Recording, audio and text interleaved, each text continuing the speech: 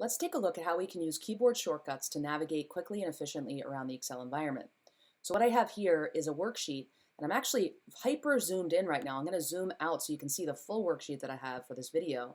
And you'll notice I go from column A all the way up to column Z, and from row 1 all the way down to row 100.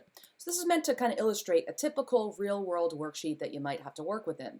Now the question is, how do we go from the top to the bottom without having to manually use our cursor key, our arrow key to kind of go down? And this is just too timely. Well, what I want to be able to do is I want to be able to jump around. And you can see now I'm jumping around. So how I'm doing this is I'm actually holding down my Command key in a MacBook. Command is on the Apple. Control key will be what you'd use in a Chromebook or a Windows-based device. Hold down that key and then use your arrow keys. And you're going to be able to jump around like you're seeing on the screen here. Now, a couple kind of fine points here is that the cursor is going to stop at any cell in which there's data. So if you can see in the middle here, it's actually stopping on each of these cells where there's data.